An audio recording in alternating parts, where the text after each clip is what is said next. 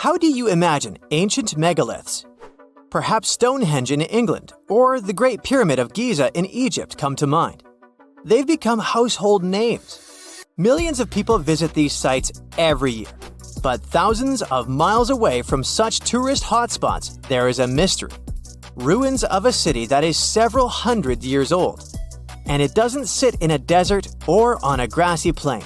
Its former inhabitants constructed it on a coral reef in the middle of the Pacific. The tiny island nation of Micronesia lies between Hawaii and the Philippines. The country is composed of 600 islands and islets. Because of its remote location, very few people visit Micronesia. The little tourists they have mostly come to go scuba diving in its azure waters. They often miss the opportunity to visit the only ancient city that stands on a coral reef, Nan Madol. Its home island is slightly smaller in size than New York City. Its ruins are made of heavy stone columns. There are walls and platforms, but one thing is missing: art. There are no ancient carvings to help archaeologists determine how ancient islanders constructed the site. Still, an international team of researchers was able to date Nan Madol. They presume that the history of the city goes back to the very end of the 12th century. For reference, these were the High Middle Ages in Europe, right around the time Richard I became the first king of England. In the Caroline Archipelago, where the island sits, this was the time when a powerful dynasty reigned over the island nation. Its chiefs ruled for 1,000 years and unified the islanders. This enabled them to construct something as imposing as Nan Madol.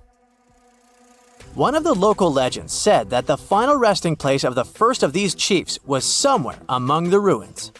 National Geographic launched an expedition to investigate this oral history, and sure enough, they discovered a tomb. It was the size of a football pitch. It featured a labyrinth of walls and passages, just like the ones found in the Egyptian pyramids. The list of similarities doesn't end there. The stone structure in Micronesia didn't seem to have a practical purpose, and a lot of effort went into building it. Its construction presents an engineering mystery for archaeologists. The same can be said for the pyramids in Egypt. The recently discovered tomb offers a clue. It contained an underground crypt which was capped off with a basalt stone. This is a volcanic rock that forms after lava cools down. It's dark in color and rich in iron and magnesium. The whole island is made of a similar volcanic material. It used to be part of an ancient volcano that eroded over time. Basalt boulders can be found all over the archipelago. They're in the shape of long hexagonal columns. The shape is not unusual and can be found all over the planet. Perhaps the most impressive sight of basalt columns is Giant's Causeway in Ireland. These rocks formed from 1 to 8 million years ago. The locals probably sourced them from several quarries on the island. This is where the mystery begins. They each weigh several tons, so it's unclear how the natives transported them to the site. They had to navigate the entire width of the island and a lagoon covered with mangroves. These are dense shrubs and trees that grow near the coastline. And the size of the site is impressive. It spans close to 190 acres of a shallow coral reef. That's 4 times the surface size of Grand Central Station. As you might know, the Great Barrier Reef off the northeastern coast of Australia is the largest coral reef system on the planet. But it's a completely natural formation. The coral reef that supports Nan Madol isn't. It's man-made. Stone structures there rest on around 100 artificial coral reefs. The tribes that used to live in the area constructed each and every one of them. They stand at a height of about 3 feet above the waterline. Archaeologists were amazed by the clever building technique. Ancient builders would paddle out at low tide and retrieve coral from the surrounding waters. The conditions for it to grow fast here were perfect. Then, they placed parts of the coral inside underwater frames of stone. Once the first level was filled in, they added another row of stones and repeated the process. This allowed the foundation to rise above the water level. These islets were crisscrossed with tidal canals. The site had 12 walls to protect it against the sea. Harbors today still have similar breakwaters. the general layout of Nan Madol earned it the nickname the Venice of the Pacific. The coral base was strong enough to support the weight of all those basalt columns. Some estimates reveal that all the stones used in the construction weighed 250 million tons. This makes sense when we look at the largest monoliths on the site. These are massive stones that can be both artificial and naturally occurring. An individual cornerstone from the city walls weighs close to 55 tons, and there are several of them stacked on top of each other. The wall they form is higher than a telephone pole. In 1995, the Discovery Channel did an experiment for a special on Nan Madol. They constructed bamboo rafts to test how the ancient builders moved stones around. They were a fraction of the width of the real monoliths. The rafts sank almost immediately. The site's been sitting uninhabited for centuries now. The island's first settlers came by sea around the 1st century. Historians believe they arrived from the nearby Solomon or Vanuatu Islands. The city became a regional administration center at the end of the 11th century. Its heyday is associated with the powerful ruling dynasty. It lasted for nearly 5 centuries. European traders knew about the island for a long time. In the mid-19th century, the Spanish established schools there. In 1873, a Polish anthropologist was the first to systematically explore the ruins of the city. He found heaps of coral, simple bracelets, necklaces, and stone axes. There were also round discs with a hole in the middle that probably served as currency. In modern times, the island became part of Micronesia. Today, the local tribal chief is the supervisor of the ruins. His title dates back to the times of Nan Madol's builders. But the locals cannot explain how exactly their ancestors erected the stone structures. The country's former top archaeologist was once quoted saying, "We don't know how they brought the columns here, and we don't know how they lifted them up to build the walls." Researchers from around the world were determined to get to the bottom of this mystery, quite literally. In 2019, an American team of scientists performed the first ever LiDAR scan of the site. This type of radar uses laser wave pulses to scan under the surface of the Earth. This allows the technicians to create a 3D image of the ground below. The scan revealed a complex irrigation system on the tiny island. This probably explains how ancient Micronesians were able to supply the nearby settlements with drinking water. When it comes to food, it was probably boated in. According to the local population, historians estimate that at the time of the city's construction, 20 to 30,000 people lived on the island. In 2016, UNESCO inscribed Nan Madol as a World Heritage Site. The future of the city is uncertain because of the state the waterways are in. They're overgrown with mangroves. The vegetation is undermining the existing structures, and more can be done to promote the place as a tourist attraction. The site gets about 1,000 visitors annually.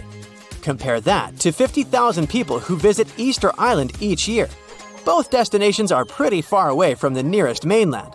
The distance from Nan Madol to California is more than twice the length of the Mississippi River. There are many myths around arguably the greatest structure ever built by humans, the Great Wall of China. Some say it's so grand that it's visible from space. Others claim that you can see it from as far as the moon. Other theories suggest that the builders of the wall were left inside. Well, sorry to disappoint you, but all these impressive stories are just myths. But even with those stories busted, the Great Wall of China is an impressive and truly breathtaking structure. So let me tell you its true story. Today, China is one of the most populated countries in the world, counting as many as 1.4 billion residents. It's also one of the oldest nations in the world. It has 3,500 years of continuous written history, but the civilization existed long before that. There is a theory that while the European continent, for example, was most likely reached by humans from Africa, China wasn't populated by settlers that came from somewhere else. Some people believe that the Chinese civilization got formed from local Stone Age people who lived on the territory since the prehistoric period. So now, the Great Wall of China.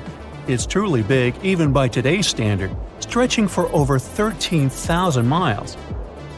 To imagine it better, It's almost 5 times the distance between New York and Los Angeles, or even a bit greater than the distance between the North and South Poles. Even in modern times, people have never built anything close to this big. Of course, it didn't take a day to build the Great Wall of China. 2? Keep going. In fact, the wall was being built for centuries. Maybe you know that ancient cities had walls around them to protect themselves from invaders. Yes, Chinese cities had them too. The first Chinese emperor united the country in 220 BCE and got a brilliant but very ambitious idea to turn all city walls into one big wall that would defend the country's border against attacks from the north. A trusted general directed the construction, enrolling a big group of workers, soldiers, commoners, and convicts. Back then, the wall was built of rammed earth and wood. In some places that were strategically important, the sections of the wall overlapped to provide maximum security. The walls were around 26 feet high on average. But the Great Wall didn't yet look like the construction we know today. Every next emperor would pick up the big wall project, strengthening and extending it, repairing, but also modernizing construction techniques. Some used bricks to build it. Others moved on to granite and marble blocks. Watchtowers and platforms weren't there from the beginning as well. They were added by Ming emperors. The watchtowers made it possible to communicate with other parts of the wall through smoke and fire messages. So, the wall is quite inconsistent in terms of material, but it only adds more charm to the construction and shows how much effort and time it took. The reasons why some parts of the wall have been standing for centuries and are still in good condition is glutinous rice flour. Turns out, this sticky rice mortar is almost like cement. It's very strong and waterproof, sealing the bricks so tightly together that even sneaky weeds can't grow between them. You may also notice that some bricks have writings carved on them. They were left by the workers who were building the wall. The purpose of those writings is quality assurance. They contain such information as location, quantity, and responsible officials. So, in the case of some problems with the quality of materials or constructions, it would be known who should be held accountable for it. Recently, a research group has looked through official historical documents of the Ming Dynasty that ruled China from the 14th to the 17th centuries. They came across records of secret doors in the Great Wall, so they decided to find them. They used a flying robot to capture continuous centimeter resolution photos of the wall.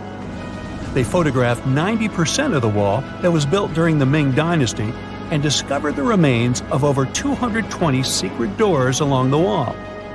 Some of them have a specific width and height that allows only one person to go through.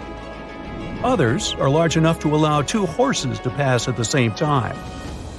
Why are the doors there? Well, the Great Wall's main goal was to protect the country from the enemy. Building doors that could let the enemy in would undermine the whole point of having a wall. So, of course, the doors were secret passages. They perfectly matched the surroundings topographically, and the exit on the outside was camouflaged with bricks so that it was almost completely indistinguishable from the brick wall. The wall was never just a defensive wall, and it was never completely closed. It could be opened on demand. It was also a structure used for trade and commerce, communication between inside and outside the wall, and of course, for defense and spying. Some doors were used for trade with the other side. Through smaller doors, a person would sneak out to spy on the enemy that lived on the other side. The hidden gates were also useful for a sudden attack. As you remember, some gates were camouflaged with brick on the outside. The exit was so indistinguishable that the enemy had no idea exactly where it was located. The inside entrance for Chinese soldiers was hollow, so they could walk through the wall and break the camouflaged exit gate from the inside, starting their surprise attack. Now, even though the main point was to prevent outsiders from getting into the city, the wall wasn't too effective on that matter. It could still be climbed over or marched around. So the wall was being watched at all times, and the guards gave signals to the troops if they saw the enemy approach. Also, the wall provided more time to mobilize and bulk up the country's forces or lure the enemy troops into a difficult strategic position. The construction stopped at the end of the 19th century. The wall lost its strategic and military importance due to technological advances. Over the centuries to today, only 8% of the Great Wall is in good condition, and the rest is damaged. Also, around 1/3 of the wall has disappeared without a trace, due to both natural erosion and human damage. I guess you could say it's now just a pretty good wall. As you remember, the first parts of the wall were built out of rammed earth and wood. These are not the most unfailing materials if we're talking about thousands of years. Also, destructive farming methods have turned large areas into a desert and contributed to erosion. Also, many bricks were taken away from the wall in the last century to be used in building farms and houses. The wall is being deconstructed stone by stone even today, but this time by tourists. Quite a few of them take a stone as a souvenir. That's a total of a lot of stones, considering that over 10 million tourists visit the Great Wall every year. Since 1987, the wall has been a UNESCO World Heritage Site, highlighting that it has an outstanding importance to humanity. The wall is one of China's 56 World Heritage Sites, second place among countries with landmarks protected by UNESCO. Who's first, you ask? Well, the top spot, with 58 World Heritage Sites, belongs to Italy. And do you know that the wall isn't only a famous tourist attraction, but also the location of the Great Wall Marathon? It's a marathon that was established in 1999 and is one of the most challenging ones in the world. You guessed right, people run along the wall, including all the steps. There are 3 distances, so that participants can run a full marathon that is 26 miles, a half marathon that's 13 miles, or just have a fun run of 5 miles. Hey, if you think Stonehenge is one of the oldest stone monuments ever, well, let me introduce you to Göbekli Tepe. Buckle up, we gotta travel to Turkey to meet this really old guy. Yeah, he's too old to travel. Jokes aside, Göbekli Tepe, an archaeological site located in southeastern Turkey that dates back to the Neolithic period around 10,000 BCE. It's considered to be one of the oldest and most significant archaeological discoveries in recent times. The site consists of a series of circular and rectangular structures made of stone pillars. Yeah, it does look like its younger brother Stonehenge. Some of those pillars are decorated with intricate carvings of animals and other symbols. Now, you maybe wonder, hey, why on earth did they make such a fascinating building? What was its purpose? Sorry, I got no answer for that. The purpose of the site is still unknown, but it is believed to have been a ceremonial center for the ancient people who lived in the area. The discovery of Göbekli Tepe has challenged long-held beliefs about the development of human civilization, as it suggests that complex societies may have emerged much earlier than previously thought. Okay, pack your stuff, our travel's just started. Next destination, Masada. It's an ancient fortress located in Israel on a plateau overlooking the Dead Sea. Hey, look at that view, spectacular, huh? It was built by King Herod the Great in the 1st century BCE, and it was very smartly built. Within the fortress, there were various facilities such as storehouses, barracks, a palace, and a set of cisterns capable of holding approximately 40,000 cubic meters of rainwater. People living there believed that the collected runoff from a single day's rainfall could provide sustenance for over 1,000 individuals for a period of 2 to 3 years.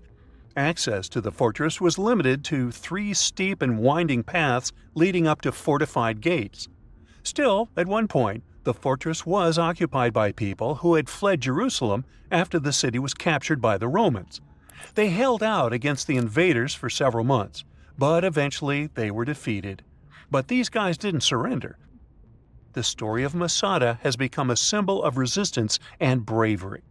Today, Masada is a popular tourist attraction and a UNESCO World Heritage Site.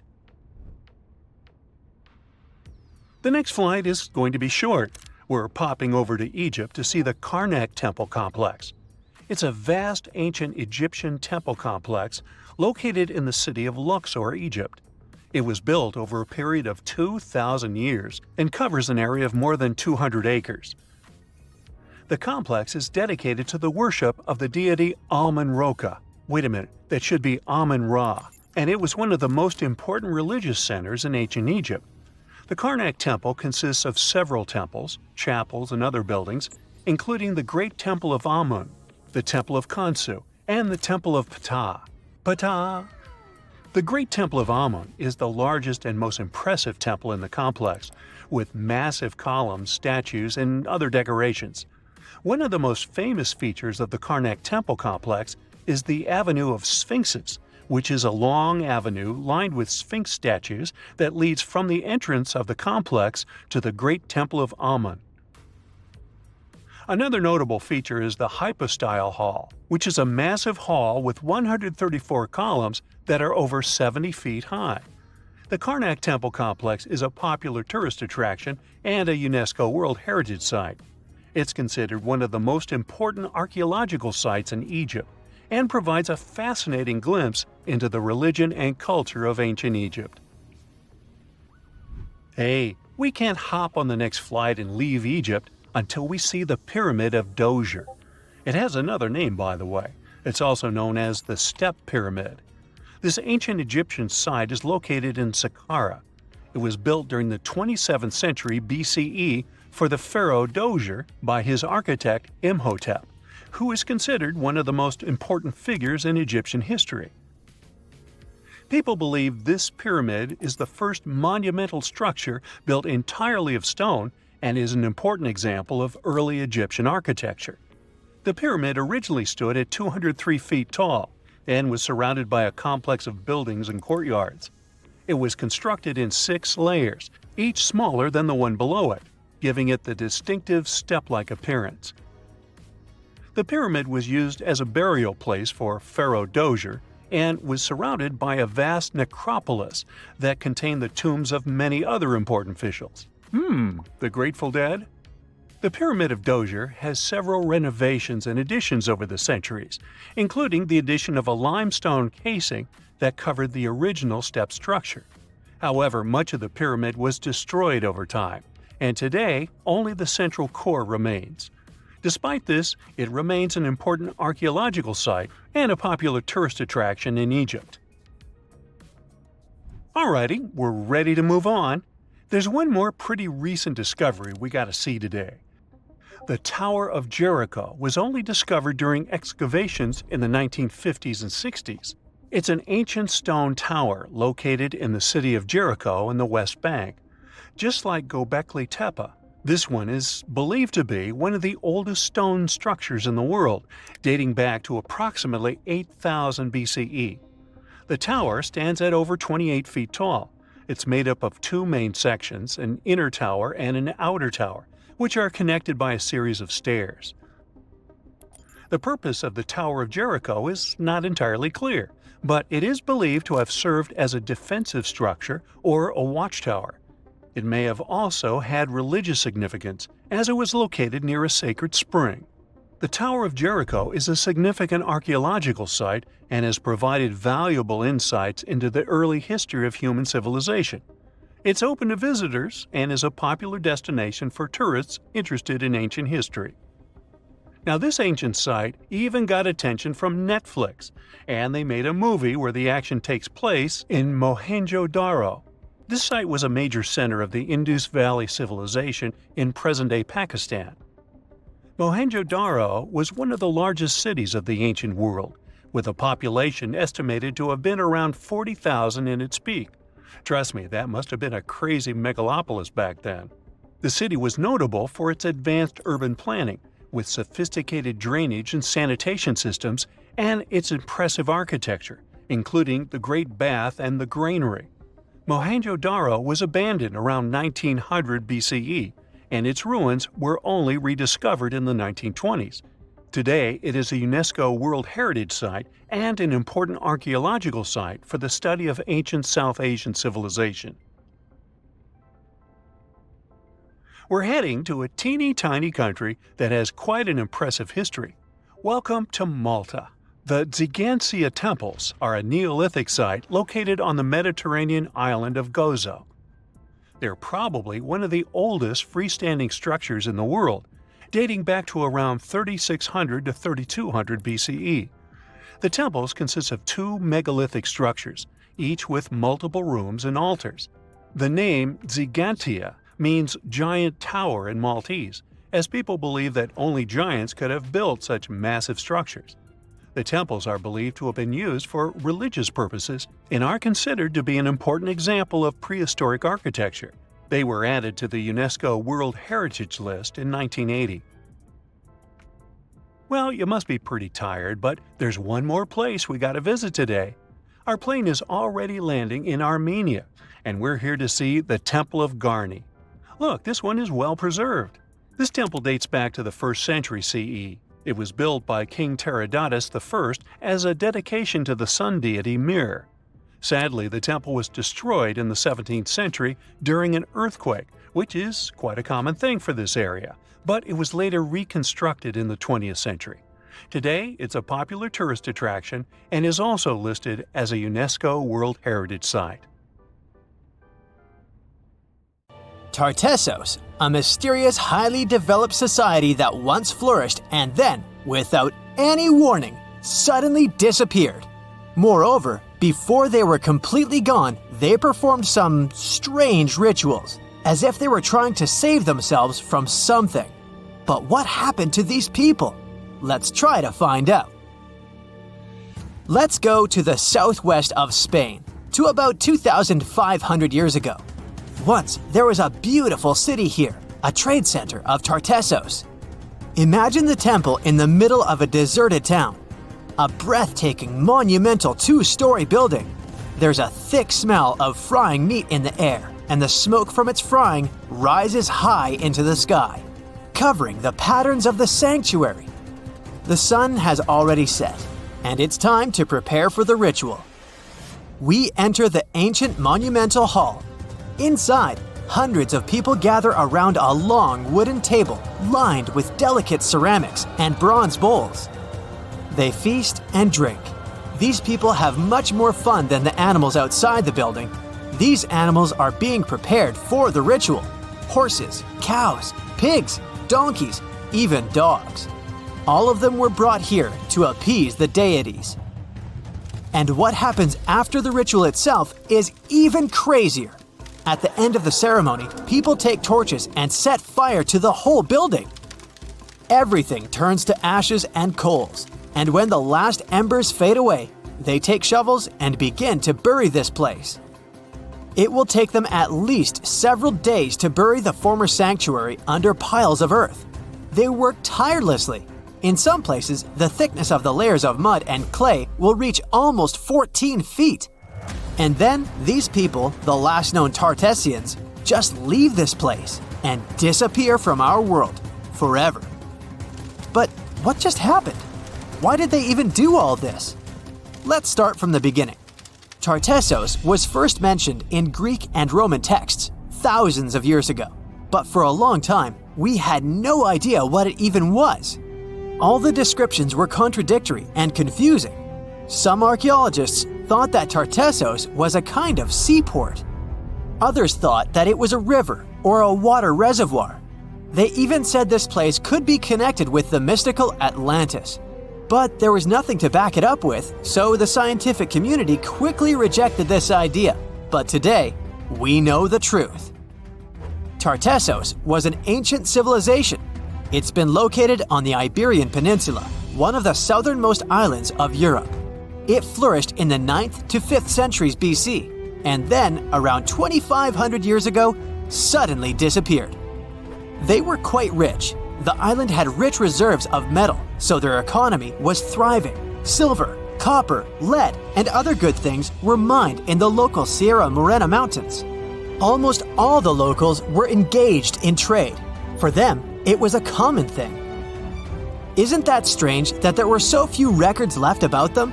And not so many monuments of their culture have survived to this day. In total, Throughout Spain, scientists were able to collect around 20 archaeological finds related to Tartessos. 3 of them were excavated in the Guadiana Valley: Cancho Ruano, Casas del Turrunuelo, and La Mata. Let's start with the first one. Cancho Ruano was discovered in 1978. This find was one of the most significant pieces of the puzzle. This is one of the most beautifully preserved structures of the Tartessian civilization. Not only the walls have survived to this day, but so did the altar, the moat, and even several artifacts. For example, some jewelry and wine glasses. It was a square building surrounded by a deep moat filled with water.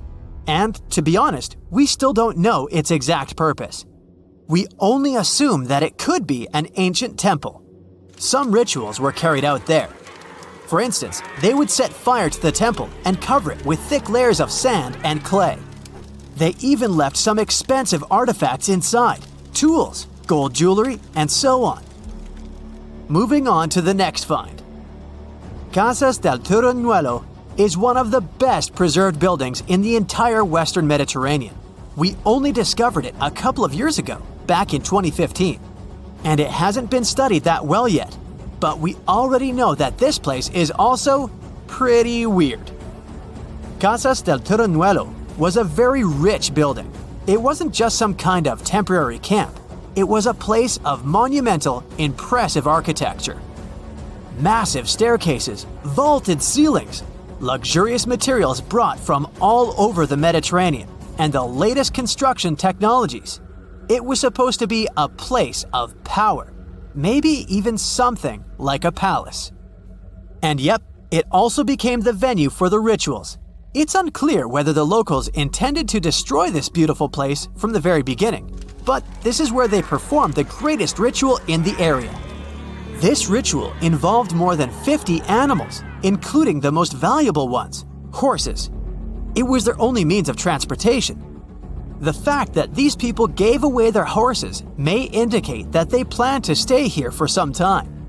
Perhaps they hoped to appease the deities and settle on local lands. The ritual was carried out exactly as they intended. And just like Cancho Ruano, this place was also set on fire. When the ritual ended, the locals buried this place and left, disappearing into the countryside of the Iberian Peninsula. Now it's an abandoned and quiet place. Just like Cancho Ruano, it's been standing here untouched for more than 2,000 years. The last find is La Mata, which was discovered much earlier than the other two, back in 1930. The resemblance between all of them was striking. La Mata had the same fate. It was burned and forgotten for centuries. All of this is very strange and mysterious. It seems like the locals were fleeing from something. Perhaps something happened that made them start building these banquet halls and arranging large-scale rituals. They thought that their deities turned away from them and tried to appease them. But unfortunately, it didn't work. As a result, they were forced to leave their temples and soon disappeared altogether forever. And by the way, why did they disappear at all? Well, this is another mystery of this civilization. One of the most important questions is, did they know that they were going to disappear? Or was it something unexpected? Did they suffer some kind of sudden catastrophe from which they were trying to escape? Or something else? Scientists have several theories on this. The first theory says that there may have been several major earthquakes and subsequent tsunamis in this region. These natural disasters destroyed local settlements and severely demoralized the survivors. Perhaps they were looking for salvation from this. Another theory is that there were some problems with trading. Since they were rich in metal and lived off their economy, any problems in it could lead to big troubles. If they had some kind of mining crisis, then relations between different nations could worsen greatly, and things could get pretty nasty. The truth probably lies somewhere in the middle. The most current theory says that around the 6th century BC, a large-scale tsunami hit the port. This greatly damaged the economy, which worsened the relationship between Tartessos and its neighbors. In any case, this seems to be speculation. This place is like a dream come true for archaeologists. It stores a huge amount of information and secrets that we have yet to unravel. The Tartessians had no idea that by burying their artifacts, they were making a real gift to the scientists of the future. And while scientists continue to study them, we can check out the stuff they have already discovered. History lovers can see Tartessian tools, horse figurines, and decorated ivory in the Archeological Museum of Badajoz. Let's hope that in the future, scientists will learn more interesting things about this civilization, and we'll finally find out what happened to them. Imagine you could spend an entire week scanning ancient ruins and taking photographs of the world's most surreal archaeological sites. Would you be up for it? So, let's do some digging. The first stop on your busy itinerary is Southeast Asia. It's home to some pretty cool ruins. You start in Bagan, located in the hinterlands of Myanmar. There are many ways to visit the site, and you're glad you've booked 2 different experiences. The first one is a hot air balloon trip at sunrise. Right before dawn, you board the balloon, and as soon as the sun starts to appear on the horizon, you begin your flight over the marvelous area. As the sun rises, it glistens on more than 2,000 conic-shaped golden structures. The hot air balloon ride is quick, but it gives you unparalleled views of all the 40 miles over which the site sprawls.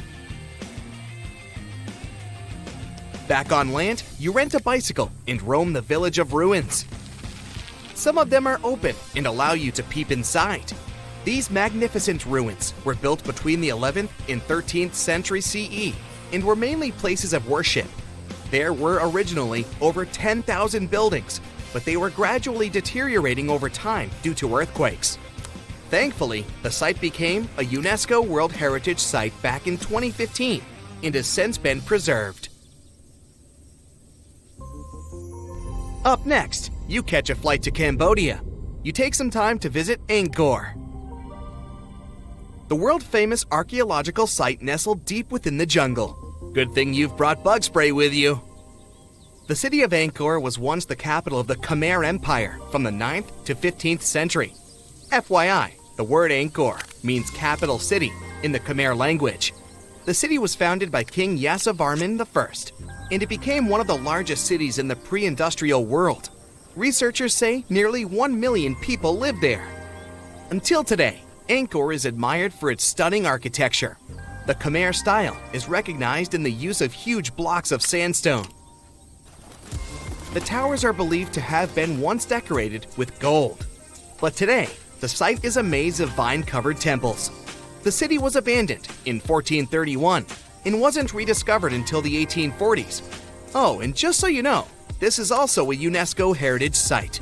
It became one in 1992, in case you want to brag to your friends about your culturally rich adventures in the future. Now, your trip continues in Egypt. You're here to visit the Karnak Temple in the city of Luxor. You opt for the most unusual way to get to Luxor. That is, a boat ride down the Nile River. Leaving Cairo, you head south until you reach the famous ancient city. Luxor was once the capital of Egypt and a true hub of power and wealth. That is why the Karnak complex is such a great archaeological site. You choose to visit it at night, and still at the entrance, you are struck by the site's beauty. In the evening, artificial lights cast a golden glow on the temple statues and stone columns. The temple is huge and was built mainly around the 18th and 19th centuries BCE. Each Egyptian pharaoh from that period left their own architectural mark on the site. The highlight of this tour is taking a walk through the Avenue of Sphinxes and discovering the Great Hypostyle Hall. This hall is filled with towering pylons and solid sandstone columns, a true wonder. From Egypt, you head down to Jordan. Now, if you like terracotta landscapes, you've come to the right place. The city of Petra is a marvel of the ancient world. Located in Jordan's desert, the city was a commercial hub back in the 4th century BCE. The Nabateans, an Arab Bedouin tribe, lived in the so-called Rose City and thrived for many years. having accumulated a significant amount of wealth. The city was known for its innovative water management system, which made the region inhabitable. And yes, you'll catch a glimpse of its ruins on your tour. The rock-carved, gate-like structure Petra is famous for what is called the Pharaoh's Treasury. It stands at the main entrance to the site and is said to have a treasure hidden beneath it. Don't forget to stand right beneath it and take one of those classic pictures for social media. Once Petra has been ticked off the list, you fly to southern Europe. More specifically, to the tip of the Italian boot. You have a day trip scheduled to visit the ruins of Pompeii. Pompeii can be reached by car from the city of Naples. It's home to the eerie yet well-preserved ruins of a city that was once engulfed by lava. When Mount Vesuvius erupted in 79 CE, it left the city of Pompeii completely buried under millions of tons of volcanic ash. The ancient city was first discovered by beneath the volcanic rock in the 16th century, but it was first cleared from debris in the 1870s. Today, you'll be able to walk down the streets of these ancient Roman ruins and imagine what the town looked like in its heyday. Pompeii was a vibrant and rich municipality. The site's ruins revealed that many areas of Pompeii had boasted impressive bakeries, markets, and even houses with balconies, which were a sign of great wealth at the time. And believe it or not, even some artworks survived the eruption. Archaeologists found well-preserved frescoes and murals with mythological creatures. All this indicates that members of the high society lived there. The city even had thermal baths and showers made from luxurious materials. While you're still in Europe, you'll hop over to visit the iconic Stonehenge. It's a perfect day trip if you stay in the city of London, just a short train journey away. Stonehenge dots the Salisbury Plain in Wiltshire, England, and is one of the world's most recognized ancient ruins. More than 5,000 years old, these curious stone rings are some of the oldest stone structures on the planet. Created out of sandstone, they are shrouded in misery. Who built them and why is still largely unknown. Popular theories claim that Stonehenge was used as a great solar calendar, built to help people keep track of days, weeks, and months. Talk about hard work to create a mere calendar, huh? In the final leg of your trip will take you to explore the Southern Americas. In Guatemala, in Central America, you'll find ancient Mayan ruins. The lost city of Tikal is a city made of 3,000 buildings, the remains of the capital of the Mayan Empire. You can compare its importance to such cities as London or New York today. The North Acropolis is Tikal's most ancient complex of monuments. Built solely by human hands in 350 BCE, it served as the resting place of kings and chiefs. Back in the day, the step pyramid temples were painted a beautiful red. Mayans loved that color. Today, of course, you'll only see the limestone. You might wonder what made such a great city turn into ruins. Well, archaeologists have no clue about the cause of Tikal's decline. Until today, this question remains unanswered. Was it a drought? Disease? Maybe we'll never know. Are you in the mood for some Mayan ruins? Chichen Itza is an archaeological site with the best preserved pyramids on Earth. Located in Mexico's Yucatan state, this Mayan city is well over 1,500 years old. At its peak, it was home to 35,000 people. The site covers 1.9 square miles and has many ruins spread throughout it. The highlight is El Castilla, a tremendous step temple, rising 80 feet above the ground. Its most peculiar feature is that it has 91 steps on each of its 4 sides, including the upper platform, which makes for 365 steps, the same as the number of days in the solar year. Phew, what an intense trip! Time to head home now and soak it all in. See you next time! You are lost deep within the jungle in the Yucatan Peninsula in Mexico. There are strange noises all around you, and to make it worse, the sun is setting.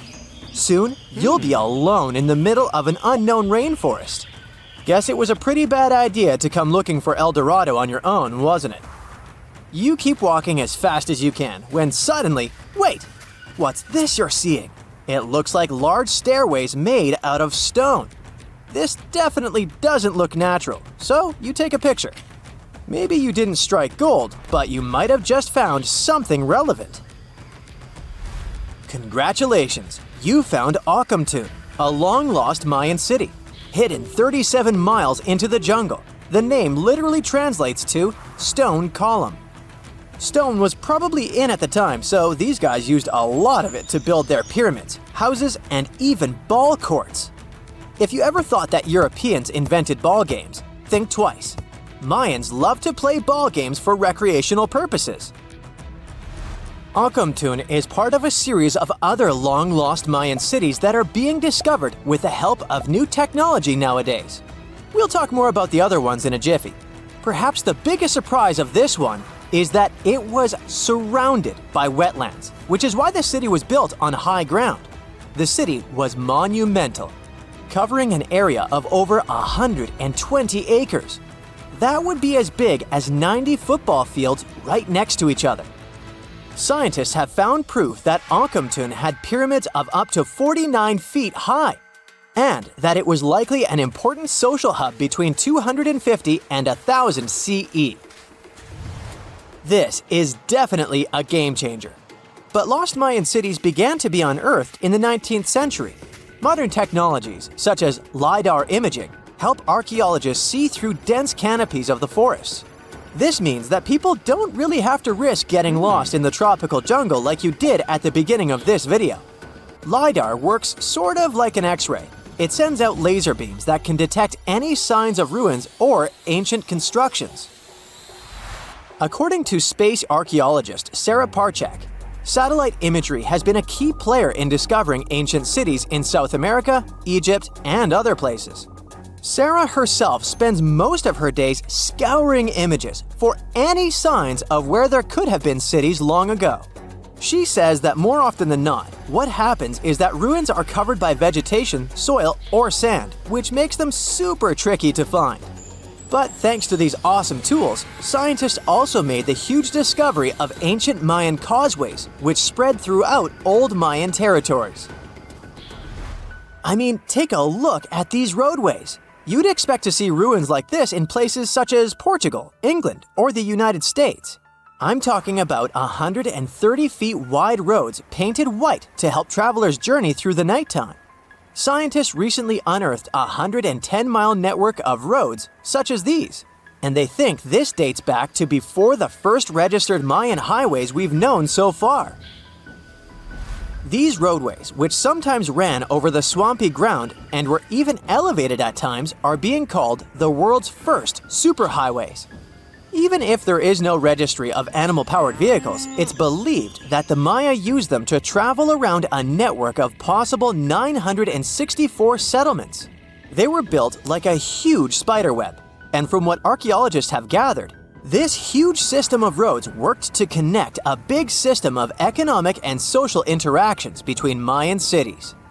This completely debunks the traditional idea that the Mayan pre-classic period, which dates back to 2000 BCE, was made of small, tribal settlements. Imagine the manpower and engineering ability you need to muster to build something close to these white highways. Scientists believe that these causeways were built pretty much the same way as the Mayans built their pyramids, with a mixture of mud and quarry stone. Oh, and using several layers of limestone to make them white. That's pretty cool, right? But let's take a few steps back for a moment to get some context.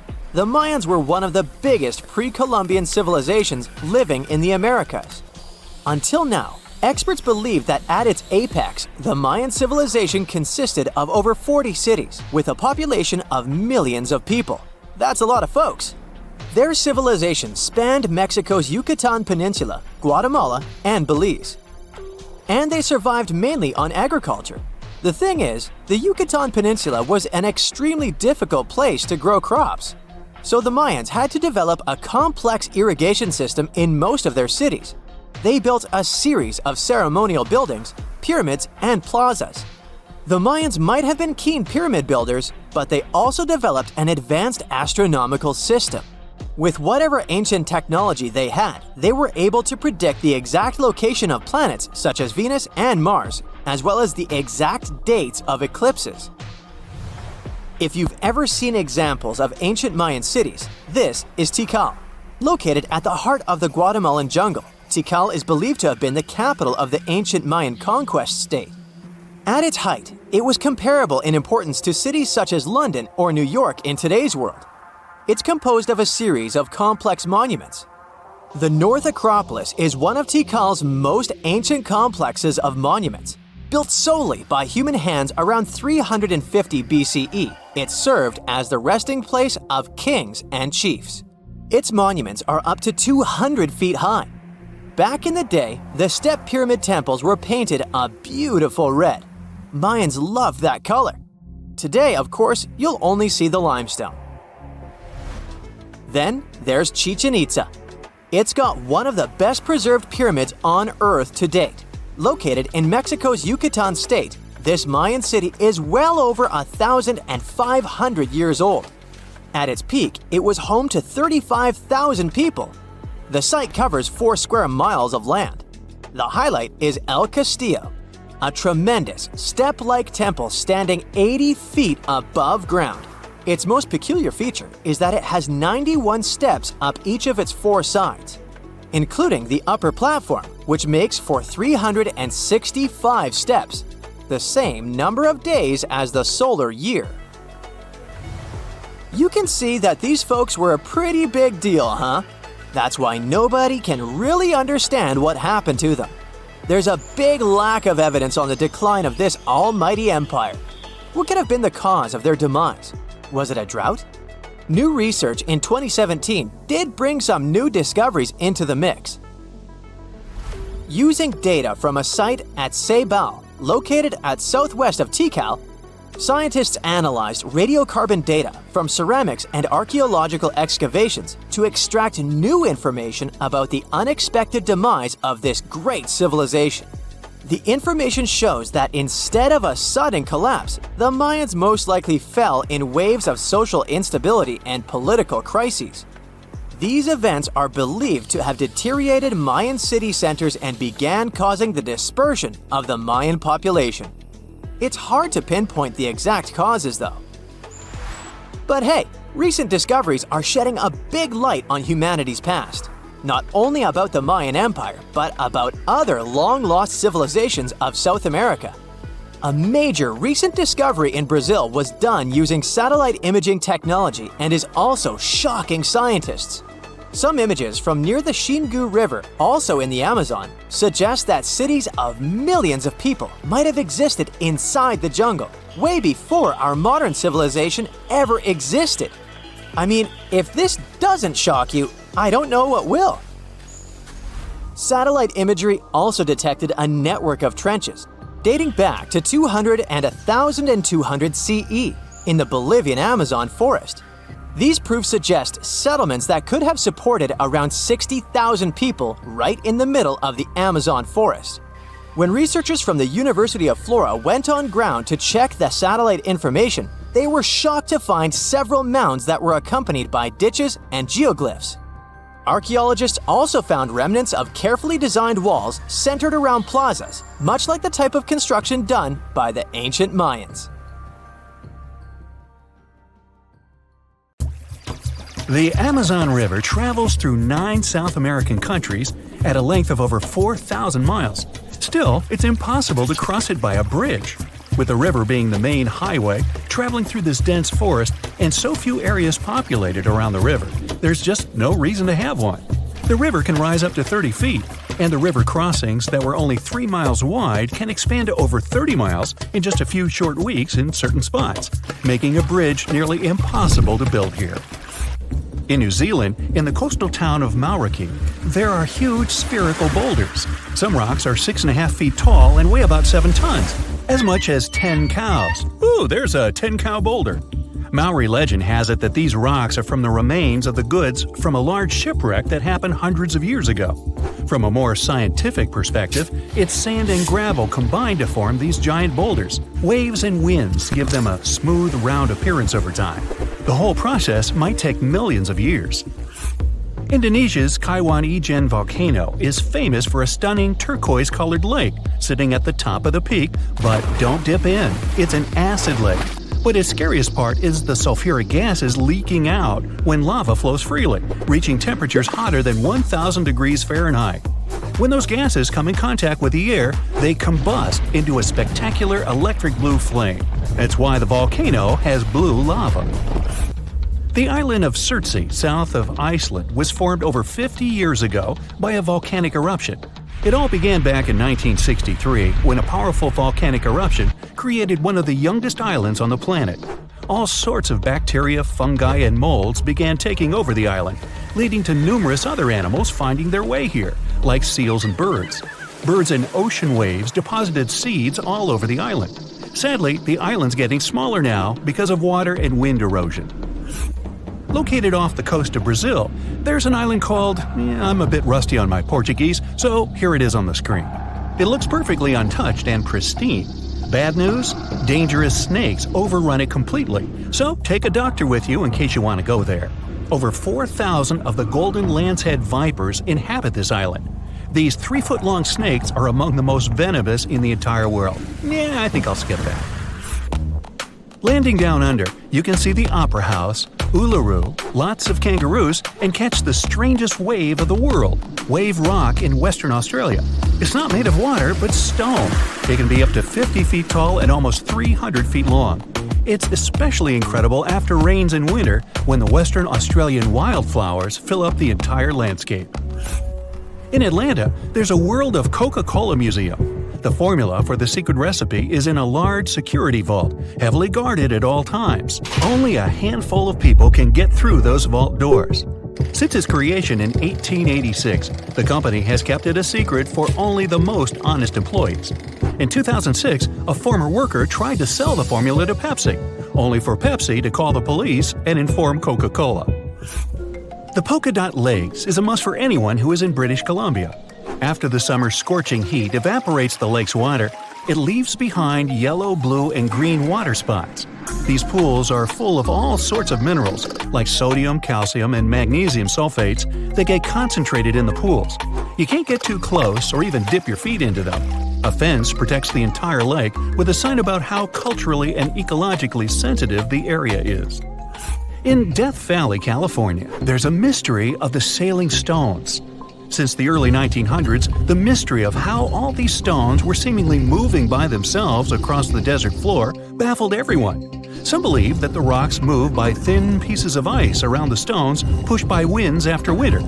No one ever saw any of these rocks moving until 2014. Scientists set time-lapse recorders, and the footage showed the rocks sliding along the ground over time. The marble caves in Chile, located in the beautiful area of Patagonia, formed from over 6,000 years of waves wearing down the rocks. The crystal blue walls reflect the vibrant turquoise water, making it perfect for kayaking. Walking in Chestnut Ridge Park in New York, one can see an eternal flame. What makes this one stand out, though, is it's underneath a waterfall. Occasionally, the flame will go out for short periods, but it will light up again. Sometimes it's thanks to certain hikers along the way. If you ever stop your car on a magnetic hill in New Brunswick, Canada, you'll see the car might start rolling backwards up the hill, all by itself. While it looks like it's moving the wrong way, this is just an illusion. There are several hills like this all around the world. What looks like an incline is the opposite, all because there's no horizon for perspective. The brightest bioluminescent bay in the world, called Puerto Mosquito, is located off the coast of Puerto Rico. The bay is named for the pirate Roberto Cofresi and his small boat El Mosquito, not after those annoying insects. During the summer months, you'll have glassy water at night with millions of tiny microorganisms bumping into each other and emitting blue light. The Chocolate Hills in the Philippines is a group of unusually shaped hills located in the middle of the island of Bohol in the Philippines. There are 1,000 to 2,000 discovered so far. They have nothing to do with chocolate at all, but they resemble the color after the dry season, when the grass turns from green to brown. In the northeastern part of Thailand, 466 miles away from Bangkok, is a 75-million-year-old rock formation sticking right out of the mountains. Their shapes look just like a pod of whales swimming together. No wonder this place is called Three Whale Rocks. Millions of years ago, this area was just a desert, but this land has changed quite dramatically during this time. These sandstone mountains were lifted up by plate tectonics, that's the shifting of the crust layers, called lithosphere, and erosion by the Mekong River, resulting in the strangely shaped rock formations we see today. Salar de Uyuni in Bolivia is the world's largest salt flat. At 4,050 square miles in size, it's twice as large as Grand Canyon National Park. After winter has passed, the salt lake is transformed into a beautiful giant sky-reflecting mirror between September and May. With salt all the way to the horizon, it creates an illusion of endlessness. The thin layer of water left over from ice melting creates a shimmering effect of the sky, making it one of the best places to visit in the world. The Cotambo River in Venezuela might be the stormiest place in the world, with nearly 300 storm days a year. The lightning storms are so consistent, and they're predicted 3 months in advance.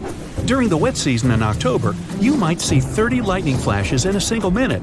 At sunset, strong winds flow around the 3 surrounding mountains, forming storm clouds over the water. When the water droplets of humid air collide with ice crystals from the cold air, the static charges cause a lightning storm that happens nearly every night. Off the southern tip of Japan lies the Yonaguni Formation. Archaeologists believe that the monument belongs to a fabled Pacific civilization, like Atlantis, that vanished beneath the waves thousands of years ago. If it's truly a lost civilization, or just nature having a little fun, this is the site to dive into. Features inside the structure resemble stonework like castles, temples, and a stadium, connected by roads and what seems to be large walls all the way around. There are even marks in the stone that appear to show quarry work, faded faces, and rocks sculpted into animal shapes. Some scientists believe that the symmetry of the stones is not as straight as reported. It appears solid rock rather than carved blocks, weathered down by all the water over many years. Plitvice Lakes National Park in Croatia is an interconnected chain of waterfalls, the tallest being 230 feet, and underground water channels, creating natural dams and lakes in such a picturesque environment. Found in the deep woodlands surrounded by meadows brimming with wildflowers, brown bears, gray wolves, lynx, deer, and plenty of rare bird species for birdwatchers call these 115 square miles of the national park home. Now, we may enjoy a variety of fabrics today, but back in Tudor's era, there was a sort of fabric hierarchy. Thing is, not everyone was allowed to wear posh clothes made of silk, since silk was reserved for the members of the royal family. Knights could opt for velvet. Also, common people had to be really careful about colors. For instance, it was prohibited to wear purple. As ridiculous as it might seem today, in 15th and 16th century England, the wrong color and fabric choice could land people in legal trouble. Still, it was almost impossible to have legal trouble because of clothes, as they were really pricey, to say the least. To afford a few items of clothing meant having multiple jobs. So people were really careful about how they wore them. For common people, clothes were primarily a means to withstand severe climate conditions. However, people did get in legal trouble because of clothes sometimes, yet not because of banned for common people colors, but because they weren't socially acceptable. As for teeth, trends were quite weird compared to pearl white teeth many people struggle to get now. Many sources claim black teeth were extremely fashionable since they could prove high social status. Noble people in Tudor England wolfed down sugar in obscene quantities. Back then, sugar was available to the wealthiest ones only, as it was imported from faraway countries like the British territories in the Caribbean. The coordination was tricky, so the sugar in England would end up with a hefty price tag. The more sugar people consumed, the blacker their teeth were. So, black teeth were seen as a fancy attribute of a rich lifestyle, just like designer bags today. However, people did have a sort of tooth hygiene even in the 16th century. First off, there were toothpicks to remove any fragments of food. Also, common people used makeshift powders for cleaning made of soot. The best option was clean soot from a wax candle. People collected it by holding the candle flame against a clean and polished surface. Any mirror was an excellent tool for soot collecting. Once collected, the candle soot was rubbed into the teeth. It actually did remove plaque and somewhat deodorize the mouth. For those who wanted a deeper cleansing, there was an option of chalk and salt rubbed into the teeth. As for personal hygiene, washing your body was considered barbaric and even bad for health. Many doctors of that time believed that water could infect people through the pores. So instead of a decent shower, people would opt for linen rubbing. Back then, all they needed for a clean body was a linen cloth. No shower gel, no body moisturizer, just vigorous rubbing. Well, that's just ripe for jokes, but I'll leave it be for now. Hey, water was considered to be bad for drinking too. In fact, which was partially true, the big city's water was indeed contaminated. So neither the rich nor the poor drank it. Instead, the poor drank ale or mead made of fermented honey to keep their bodies hydrated, while the rich opted for wine. Breakfast is sure to be the main meal of the day, and this concept was first started in the Tudor era. Before, it had been advised to skip breakfast and wait for dinner. Nope, dinner of the Tudor times was not something they had at 8 p.m. Many households had dinner at around 10 in the morning. By the mid-1530s, dinner was slipping to a later time, and it was due to climactic reasons. People needed fuel for their stomach to be productive. This way, the Tudor-style brekkie appeared. As people would wake up at around 4 a.m., their breakfast would start at 6 a.m. or so. Actually, nothing has changed much since the 16th century. Bread, fried eggs, and bacon are still a good morning meal for many people. The main meal of the day, also known as dinner, started rather early.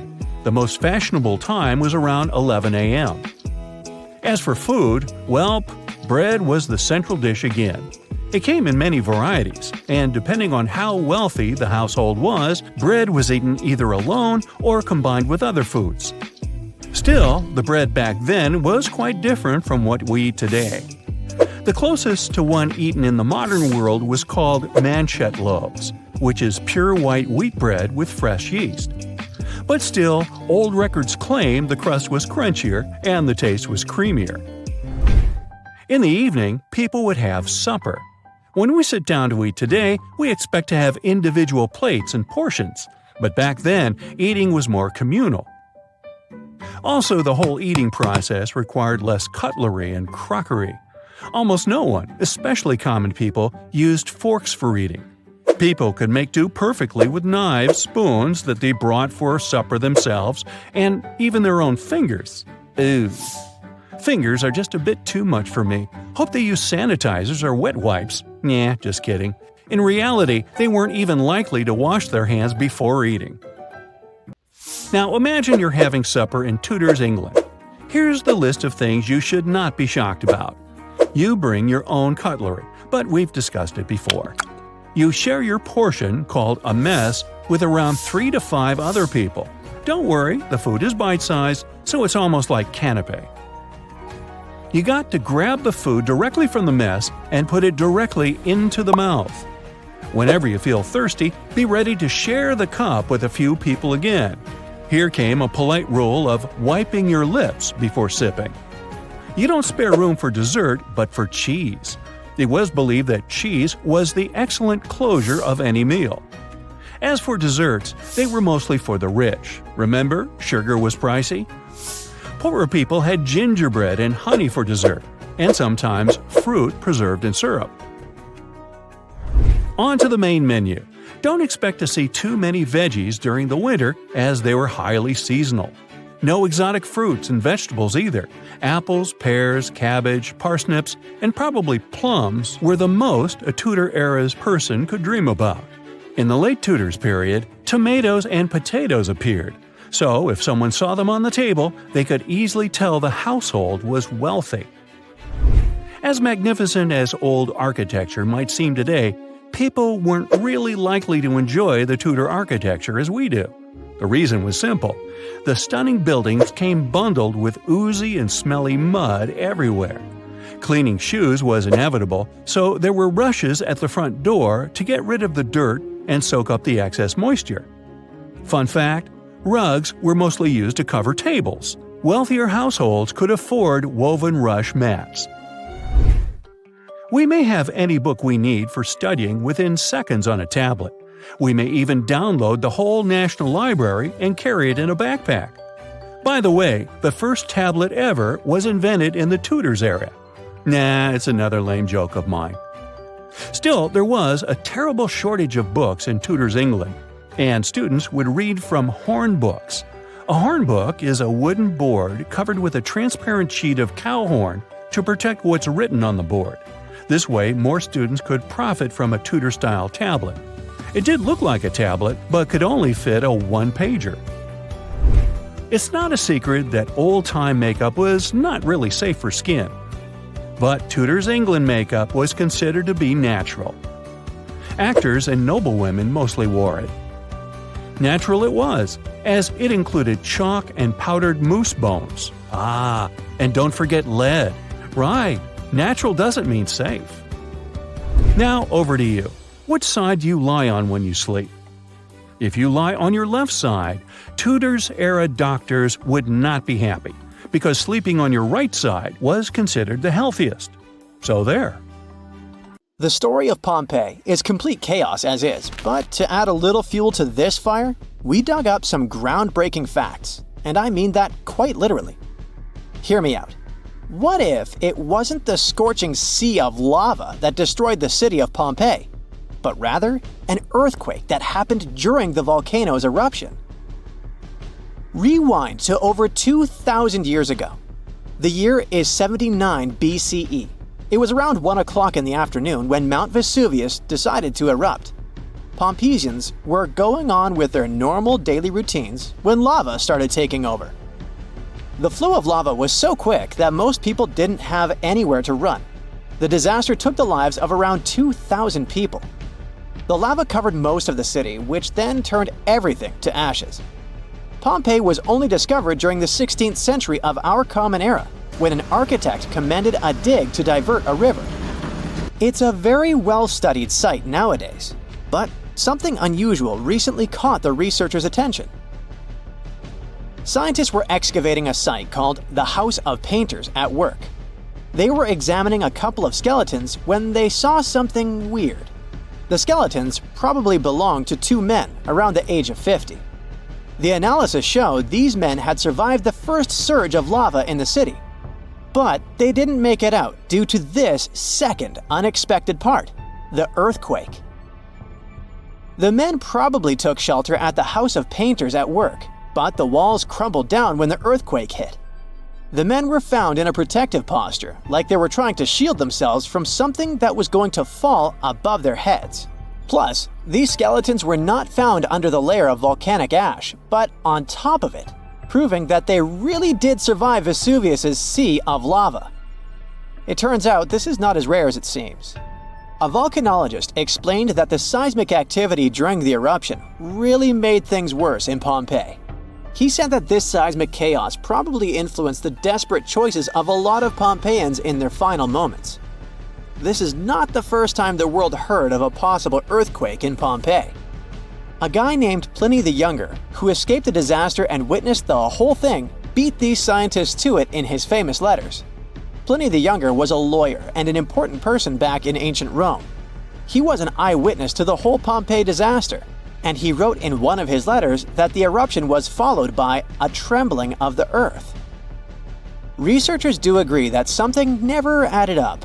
Pompeii is known to have really well-preserved skeletons since the ashes kind of played an important role in preserving them. But the buildings were in horrible shape, making it hard to reconstruct the entire city as it once was.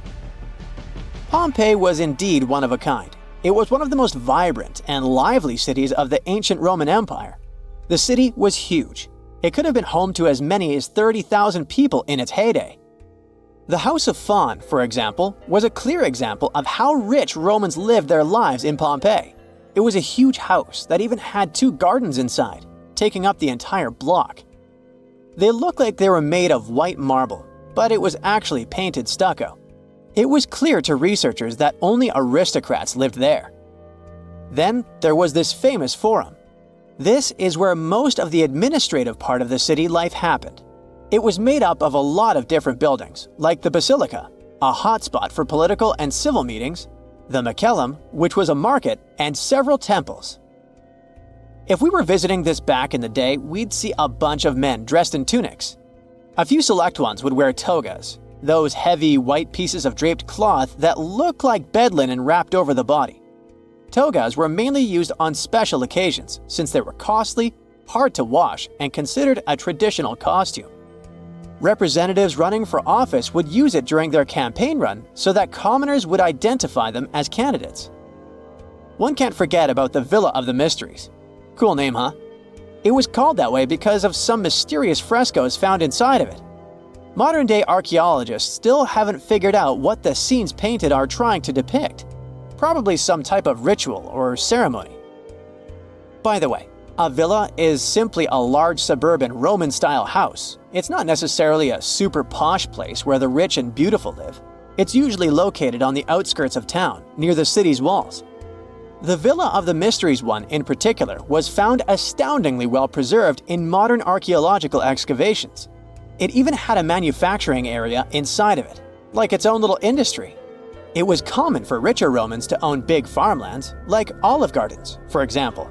So they would also build a processing station inside their villas to extract the oil and package the whole thing.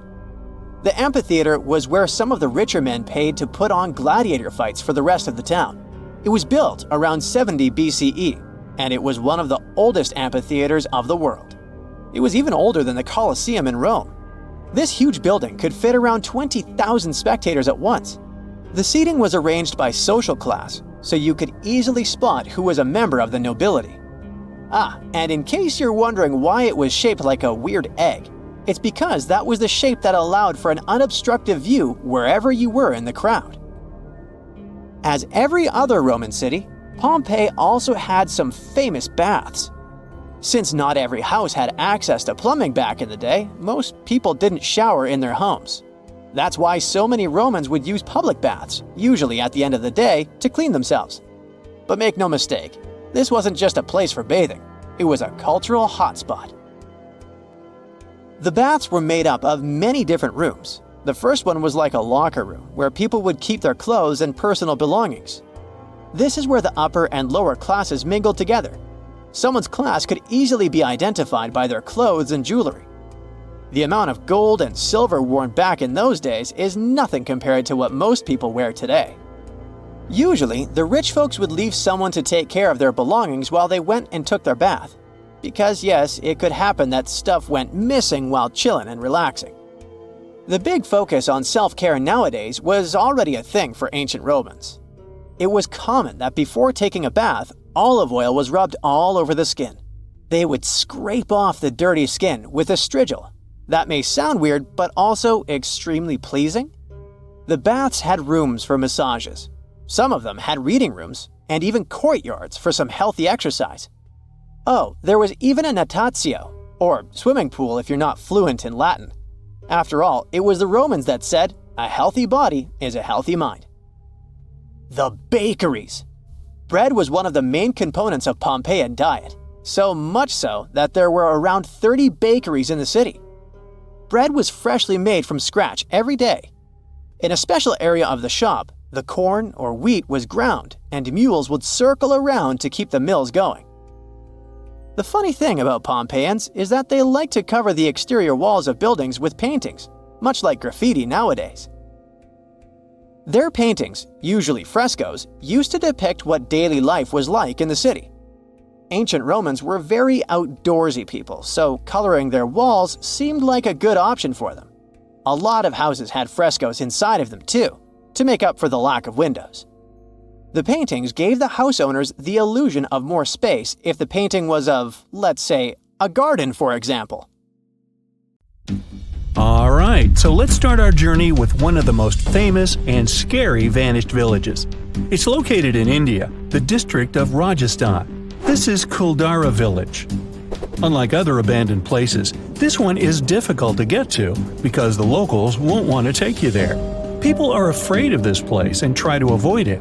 You can't get a taxi and drop off near this spot. The driver will tell you where to go. You won't find any traces of civilization nearby.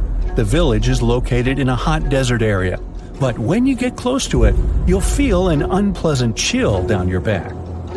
You won't find any vegetation because of the heat. There are only ruins of buildings and sand-covered roads. It seems as if you're walking through the excavations of an ancient city. But Kuldara is not so old. It only vanished in 1825. Before this time, the village had been thriving. It was almost a town consisting of many small settlements united into communities. Residents were busy with agriculture there. Plus, they went mining and extracted valuable gypsum rocks and minerals. But suddenly, everything changed overnight. For some unknown reason, people abandoned their homes and ran away. No one knows why, and no one has ever seen the residents again. Locals living in the nearest areas are sure that this place is cursed, so they never come close to it. They think this is the center of power from the other world. Some people feel sick here, others claim to see phantoms, and still others experience irrational fear. But tourists like to go there.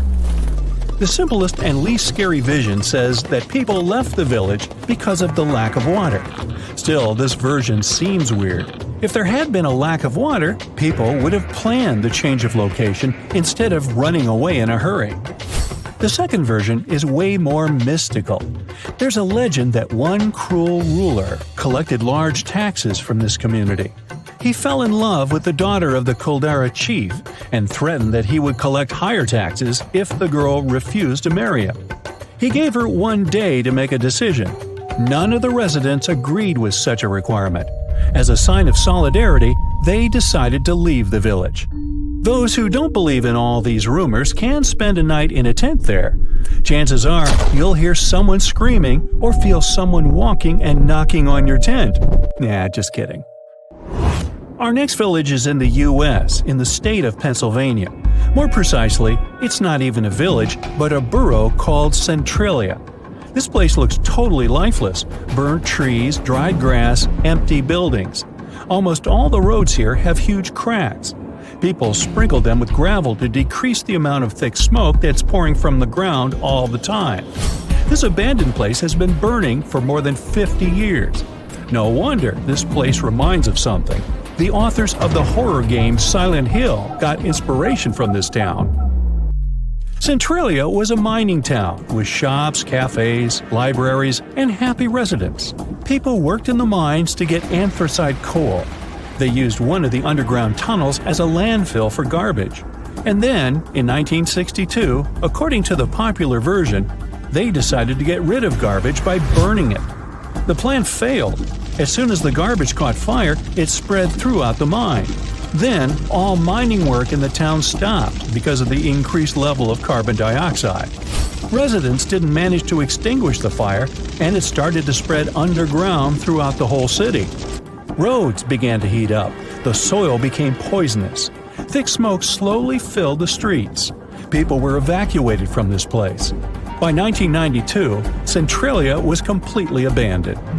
The town looks ominous, and some people believe it's not just because of the fire. They believe not all people managed to evacuate, and their phantoms are still walking through the burning streets, waiting for someone to finally put an end to this eternal fire. Just imagine a prosperous, beautiful village where people do agriculture on fertile land and bake delicious bread. And then, bang! Everything disappears. There were only traces on the ground and a couple of bricks left from beautiful stone houses, mills, and chapels. Huge fertile fields became abandoned, and no one knows why. Well, welcome to the English village of Gainsthorpe in Lincolnshire, or rather what's left of it. From above, you'll see earthen ramparts on the grassy field, the outlines of roads, sunken hollows, and barely distinguishable contours of the walls of houses and barns. If you come here, you may not even notice the traces of the village. It's just an unusual green field. But in the 17th century, life was thriving here. Let's try to solve this mystery.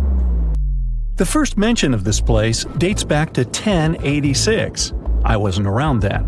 Since that time, it was prospering. There were about 19 fertile fields, a chapel, a mill, a bridge, and a manor house where the lords lived.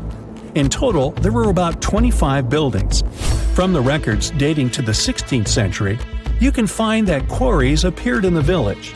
That is, this place not only got wealthy, but also kept pace with progress. Then, by 1616, the village had become completely abandoned. Scientists are still looking for an answer to this question. Some believe that something terrible and mystical happened to the village.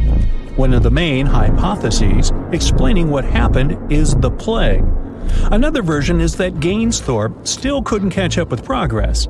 In the 17th century, there was a transition from rural to urban life. Industrialization had begun. Many young people left their native villages to search for a better life. Some believe that groups of robbers and thieves settled in the village. They turned Gainsthorpe into their base and eventually plundered it all. The exact reason is still unknown, but the good news is that, theoretically, the village can be returned. Specialists can reconstruct the ruins and recreate agriculture. The hardest part, though, is to find funding. A similar fate befell the small village of Achill Island in Ireland. About 40 simple houses made of clay and straw were located along the valley washed by Keem Bay. And it was just a fantastic place to live. Coast, mountains, crystal clear water, and rich soil. The village was founded in 1838. Now, there are several mounds of ground and small pieces of walls left of it. Locals living in neighboring settlements don't remember this village. Or maybe they know something, but don't want to say anything to anybody. Only travel writers described it in their diaries as a place of serene beauty. Now, many towns nearby still exist, but why did this one disappear? An inexplicable phenomenon that sweeps entire villages off the face of the earth? An unknown, mystical, scary force? If there is nothing fantastic about this village's disappearance, then why don't people build any new houses here? Perhaps they're afraid of something. So, the local archaeological school students decided to find the answer to this question. They started excavating the village in search of clues. They found out that some kind of trouble happened to this place in the middle of the 19th century, but it's not known exactly what. At that time, a terrible period of famine came. Perhaps people simply left their homeland to find food elsewhere. Anyway, work on excavation continues, and the students intend to uncover the truth. In the 20th century, more and more villages became abandoned all over the world. The main reason is the relocation of residents. Young people don't want to live away from the modern world, but older adults can't leave their native place, so they stay there as the last residents, and then, several years later, when they have bought the farm, so to speak, villages get abandoned. Another problem is access to medicine. In some places, people have to drive tens and hundreds of miles to the nearest doctor. But many villages are still thriving. Some towns receive more funding and have developed agricultural businesses. Besides, not everyone likes city life. Often city administrations specifically distribute free land to people in rural areas so that they can build houses there. Have you heard of Göbekli Tepe? It's an ancient site in Turkey that literally made historians rewrite history books. Over 11,000 years ago, a group of prehistoric humans crafted an enigmatic masterpiece that's even older than Stonehenge.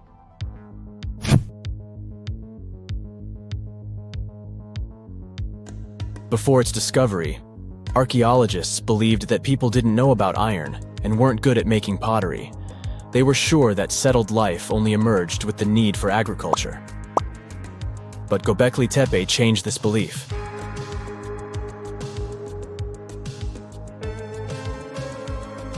The place has revealed that it was the temple that paved the way for a settled life, not agriculture. Until this discovery, researchers believed that farming was the catalyst for sedentary living. Meet Professor Schmidt, the guy whose findings changed this theory. He managed to prove that hunter-gatherer communities laid the very foundations of this way of life.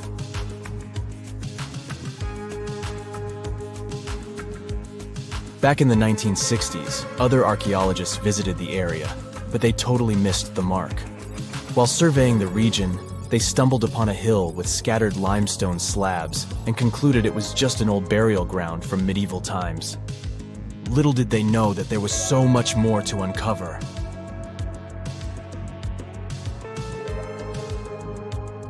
In 1994, Schmidt embarked on his own survey of prehistoric sites in the area. Surprise! He instantly realized he had discovered something truly extraordinary.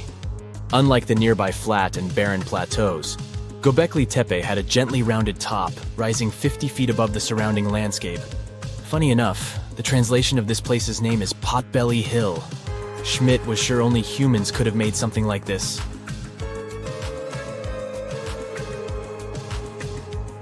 Those broken limestone pieces that were mistaken for gravestones turned out to be way more exciting. It was like stumbling upon a hidden treasure. The pieces took on a whole new meaning, and Schmidt with his team was about to dive into the secrets waiting beneath the surface. To their surprise, they found no traces of a settlement, no hearths for cooking, no houses, and none of those adorable clay figurines commonly found in nearby sites of similar age. However, they uncovered that those ancient people used tools like stone hammers. So, Schmidt and his team put their heads together and took a wild guess at the age of Göbekli Tepe's stone structures. Their estimation got backed up by some limited carbon dating done right at the site.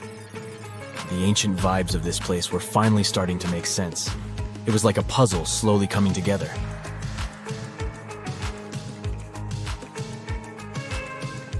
You may think that back then, people didn't have special tools to create something as cool as Göbekli Tepe. Not true. Turns out, these prehistoric folks used flint tools instead of fancy metal chisels.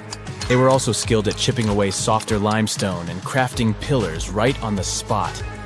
Afterward, they carried the pillars a short distance to the summit and placed them upright. Once the stone rings were complete, they covered them with layers of dirt. Over time, they added new rings, and voila! You've got a cool hill to impress people in the future.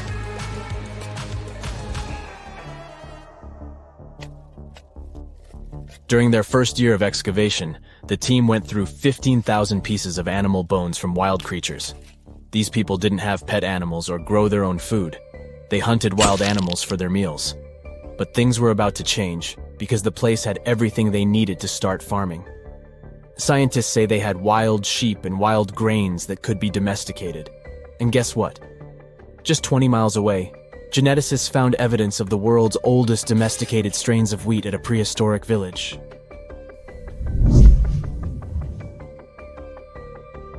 These amazing findings have completely changed how we view civilization. In the past, experts believed that people needed to learn how to farm and settle in one place before they could build temples and develop complex societies. But guess what? Schmidt's research flips that idea on its head. He claims that the incredible effort put into constructing these astonishing structures actually set the stage for the development of advanced societies. It means that societal and cultural changes happened before agriculture. Schmidt has this fascinating hypothesis about Göbekli Tepe. He thinks it could have been a special burial site where people left their loved ones. And here's the twist. The burial site was adorned with fancy statues and symbols representing deities from the spiritual realm. The idea that Göbekli Tepe could have served as a sacred place adds another layer of complexity to the whole story. While the site's true purpose may remain elusive, Schmidt's insights invite us to consider the profound interplay between life and the afterlife, and the deep reverence ancient hunter-gatherer societies may have had for their departed ancestors. Now let's talk about the stars of the show, the mesmerizing T-shaped columns that dominate Göbekli Tepe. These mysterious structures range from 10 to 20 feet tall and most likely represent stylized human figures. But one figure stands out from the rest, the three-dimensional lion relief. This depiction really fires up our imagination. Why? Because it hints at the possibility that lions roamed Anatolia during the Neolithic period.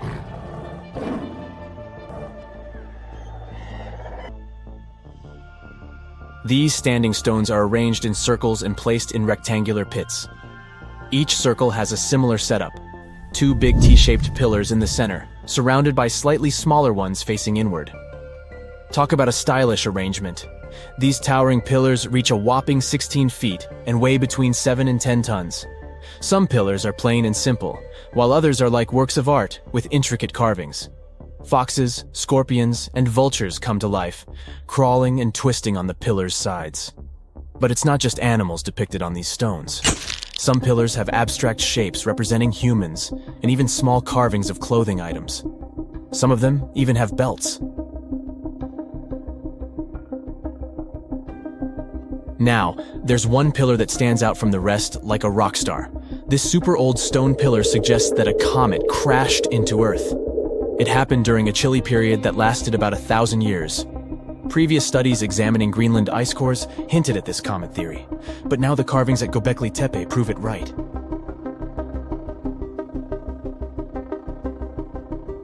The carvings on the pillars are like a historical comic strip. They even show a headless human figure. Researchers fed the images into a computer and discovered their connections to constellations, indicating that this temple might have been an ancient observatory. It's like our ancestors were trying to document this cataclysmic event in their own unique way. Archaeologists have been excavating and researching Göbekli Tepe since the mid-1990s, peeling back layers of history and providing us with a deeper understanding of the intricate relationship between various elements. They have no plans to stop the whole process for another 150 years. Who knows what else they'll find? You see, Göbekli Tepe has been labeled purely as a ritual site with no signs of domestic activities. We were led to believe that the absence of water meant it couldn't support semi-sedentary communities. But scientists believe it's time to shake things up and approach Göbekli Tepe with fresh eyes. It's time to question what we believed before and use new evidence and different ways of thinking. Like, there might have been a group of people living in the area who didn't stay in one place all the time. They moved around a bit but still had their own civilization, living in the area semi-sedentarily. Göbekli Tepe is not just home to a single temple, but an astounding collection of over 20 ancient structures. As archaeologists delve into the depths of this wonder, they are unraveling its unique layout, featuring 2 prominent focal points at the heart of each establishment, complemented by smaller structures and dividing walls. What's even crazier is that in this area, there are over 200 obelisks, which are narrow tapering monuments. You know, there are many doors all around the world that have no keys. Maybe you can guess how to open them. The first destination is, okay, read this, and good luck to you. It's a temple in India. The temple's name comes from this other really long word, which can be translated as the one emerging from the lotus. This temple is one of India's most popular and sacred places. It's one of 108 temples of this word. It dates way back. It was mentioned in Tamil literature in the 6th century. Flash forward to our time. In 2011, the Indian Supreme Court decided to document the valuables of the temple because they had been informed that the place might have been misused. To do so, they had to open the doors that had been closed for centuries. The committee went to the temple and discovered 6 huge secret vaults that held unbelievable treasures. After the chamber doors opened, they found at least $22 billion worth of golden idols, necklaces, and coins. The officials also discovered ceremonial costumes and gold coconut shells with jewels. Plus, they saw large diamonds. Not our understanding of large, though. Some of these precious stones were as large as 110 carats. To put it in perspective, a small solid gold statue from the collection could be worth around $30 million. After this fairy tale-ish treasure had been discovered, the temple got equipped with metal detectors, cameras, and other safety precautions before the first visitors started to arrive. Now, there are a lot of security guards at the temple. But are they protecting the treasure, or is there something more mysterious hiding behind its doors? The temple has 6 chambers, and the valuables are kept there. These rooms are named Chambers A through F. The expedition committee opened 5 of these vaults with significant effort. But the most bizarre thing is that, despite all the efforts involving existing tech, the mysterious Chamber B still wouldn't open. On the side of the door, 2 carved cobras are welcoming you. The door works as a gate. You can easily see it with the unaided eye, just like the doors leading to other chambers. Surprise! Experts discovered 2 more doors behind the first one. The second door is wooden, and the last one is made of iron. Strangely, the last door was sealed. It also doesn't have any means of entry, no bolts, handles, latches, or anything else. To this day, no one knows what's inside Chamber B. Believers say that opening the door against its will can release into the world unnamable things. Others say that Chamber B may hide a tunnel. It might not be related to the reasons above, but the High Court of India warned against opening the doors of Chamber B. Now, in 2010, David Crespi, a French engineer, visited Machu Picchu. He discovered a strange door in one of the main buildings. The door was in a narrow path neither tourists nor archaeologists used very often. David believed that the place was an entrance the Incas had sealed for some reason. He contacted archaeologists and authorities right away. They promised him to start investigating the area in the near future and let him know about his potential discovery. Well, months passed, but he didn't get any news. No response to his emails and calls. In 2011, he found an article by Terry Jameen about Peru. David reached out to him in no time. He described his finding to Jameen. After that, Jameen and other archaeologists went to Machu Picchu to investigate the secret door. They concluded that this door was indeed an entrance sealed by the Incas. The researchers confirmed the existence of 2 entrances found behind the famous door. They also got the 3D representation of a staircase leading to the main room and another chamber. The analysis also revealed several cavities, among which there was a vast quadrangular room. Plus, georadars detected some metals. Those might be golden and silver objects. Jameen and his team thought this place was a chamber of pre-Hispanic times. They believed the door had been sealed by the Incas to hide something important. Maybe an enormous treasure, or something no less precious. Jameen also claimed that finding this chamber could lead to the discovery of a mausoleum. Jameen submitted an official request to the Peruvian authorities for permission to open the chambers. Yet, neither his application nor requests of other archaeologists have been approved so far. The Great Pyramid was created as the final resting place of ancient Egyptian monarch Khufu. According to legend, French leader Napoleon entered the Great Pyramid and came back out looking shaken and super pale. He never revealed what he saw inside, but whatever it was is said to have affected him for the rest of his life. When Napoleon entered the pyramid, he would have walked through a super tight and ascending passageway. He'd then go through another passageway, known as the Great Chamber. This corridor would have been much taller than the previous one, and would have cobbles too.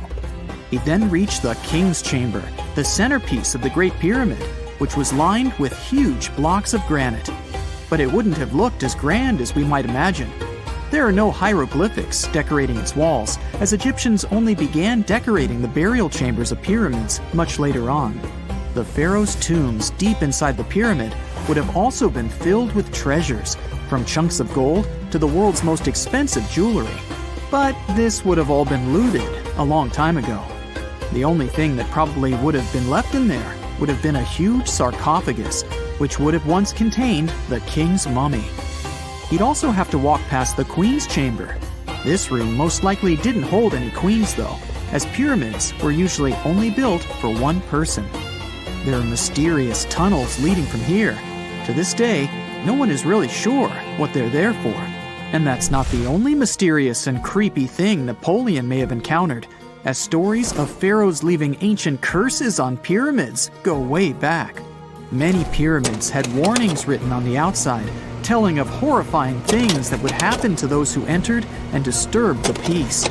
We might not know what exactly Napoleon found in the Great Pyramid that scared him so much, but we know for sure what was found in Tutankhamun's tomb. Tutankhamun was an ancient Egyptian pharaoh who was only 8 or 9 years old when he took to the throne. He became a cultural phenomenon when his tomb was discovered almost completely intact in 1922. His pyramid sits in the Valley of Kings in Thebes, modern Luxor, which is in Egypt.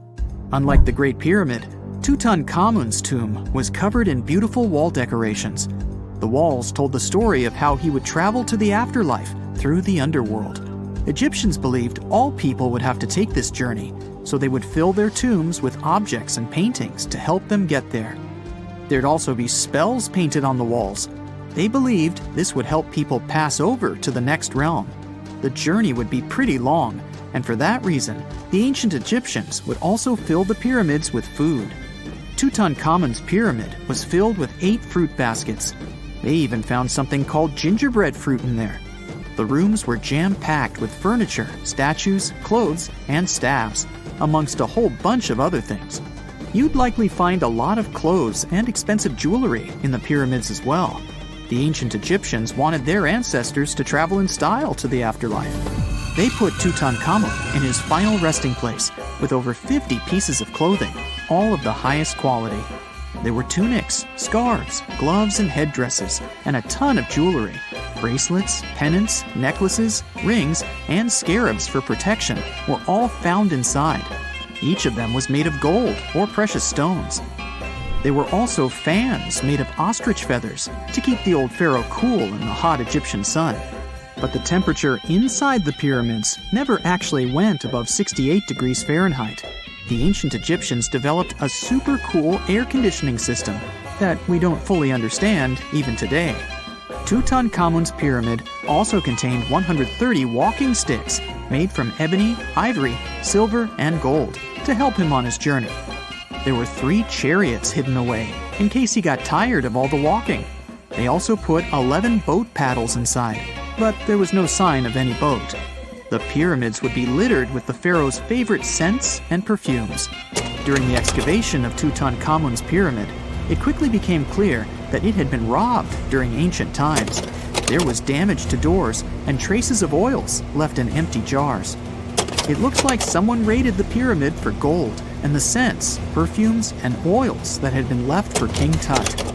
There was still a bit of perfume, which was made from coconut oil and frankincense, left in one bottle. It seems like Pharaoh Tutankhamun loved board games. There was an ivory traveling set of senet in his pyramid. Although we don't know for sure exactly how to play it, we have figured out it was sort of an ancient Egyptian version of backgammon. It looks like it was a 2-player game where the goal was to knock your opponent off the board. Not really sure who Tutankhamun's mummy was supposed to play with, though. The ancient Egyptians had some rituals that may seem pretty strange to us. For example, they used to shave their eyebrows off if they ever lost a cat. So it's not too surprising they put some really weird things inside pyramids. Archaeologists discovered a collection of mummified cats and scarab beetles in pyramids that date back more than 4,000 years. They were found in the pyramids of Saqqara, which is south of Cairo. They also found a bunch of makeup kits and mirrors inside. Makeup was worn proudly by both men and women in ancient Egyptian times. Eyeliner was the most popular cosmetic. The Rosetta Stone was one of the best discoveries ever made in pyramids. It was found by our man Napoleon Bonaparte and his team. It's a black granite rock that dates back to 196 BCE. It's transcribed in Greek, Demotic, and hieroglyphic. When it was translated in 1822, we got the key to understanding ancient Egyptian hieroglyphics for the very first time. The discovery of Queen Hatshepsut's mummy in 1903 changed our understanding of the Egyptians forever. After she had passed away, her successor, Thutmose III, removed most of the evidence of her reign, so we basically knew nothing about Egypt's first great female leader. She's now gone on to become one of the few and most famous female pharaohs of Egypt. Pharaoh Khufu even had a fully fledged boat in his pyramid. Archaeologists uncovered more than 1,200 pieces of a giant boat near the Great Pyramid at Giza. They reassembled the boat, and it's a whopping 144 feet long. Now, how about some surreal hidden places to check out? Grab a flashlight and your backpack, and bon voyage! The trip starts in the mountainous country of Switzerland. You travel to the town of Waltensburg in the eastern part of the country. It's raining and it's very cold, but you still make your way to the bottom part of a mountain, where your first adventure awaits. After climbing up high in the mountains, you see a strangely shaped castle. To get there, you must walk up an extremely narrow pathway. Don't look down, you think to yourself. You tighten the straps of your backpack and manage to walk along the pass. Standing at the door of the castle, you really can't believe what you see. A 13th century fortress built entirely of stone. Today, all that is left of Krafenstein Castle is mainly its ruins, but their condition is good enough to get an idea of what the place looked like back in its glory days. You take your time to explore the castle inside, but honestly, this place gives you the chills and you're ready to move on. The next place on the list is Turkey. A plane and then a car ride later, you arrive in the city of Çorum in the northern part of the country. On the outskirts of Çorum, you find a valley filled with old, overgrown mountains and see the beginning of the trail you're about to hike. The way is extremely steep, but it leads to a secret door carved in the mountain. Congratulations! You've just arrived at Kapilikaya. The huge door is a massive arched stone that blocks the entrance to a hidden building.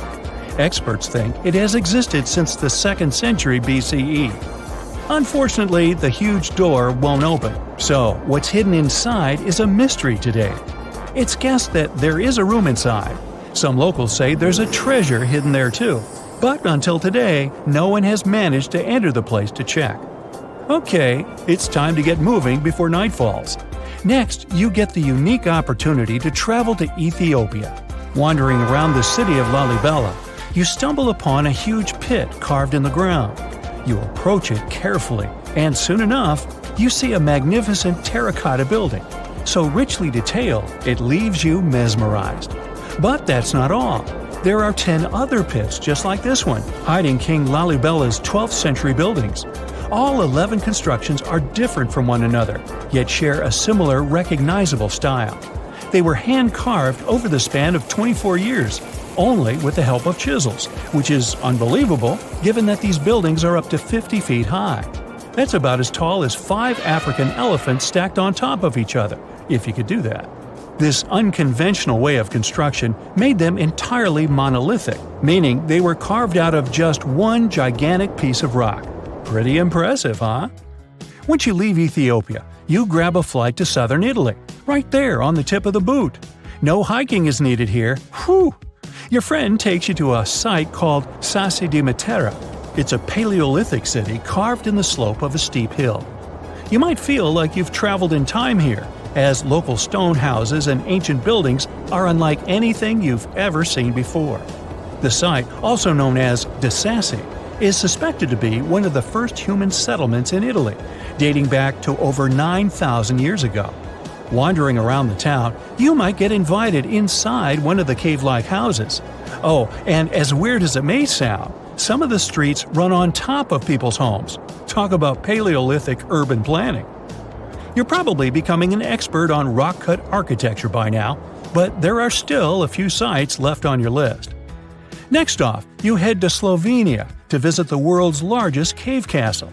This medieval castle was built on top of a 400-foot-high cliff and was designed to be impenetrable. Luckily for you, security is much more relaxed today. Still, if you're looking for a more challenging and less touristy way inside, you can get into the castle through one of its many underground tunnels.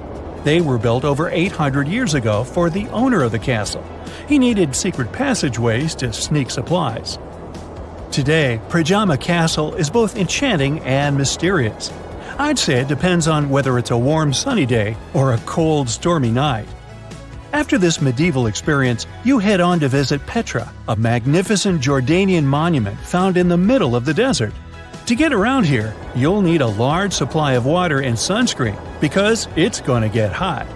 But this site is worth it. The city of Petra is a marvel of the ancient world. Back in the 4th century BCE, this region was a trading hub at the crossroads of commercial routes. Petra was a wealthy city, home to the Nabateans, an Arab Bedouin tribe that thrived in the region for many years. The rock-carved gate-like structure Petra is famous for is called the Pharaoh's Treasure. It stands at the main entrance to the site and is said to have a treasure hidden inside. You might feel tempted to check it out for yourself, but that's an adventure for another trip. For now, you hop on another plane ride, this time to the Americas. First, you visit the USA, more specifically, the mountainous state of Colorado. You make your way to Mesa Verde National Park. There, in between the greenery and abundant vegetation, you'll find over 600 dwellings built in the cave beneath the cliff, carved deep into the mountainside. This ancient village is now considered a heritage site. The local Puebloan tribe built it back in the 1190s. One of its main buildings is called the Cliff Palace. It's a multi-story construction built from sandstone and mud mortar.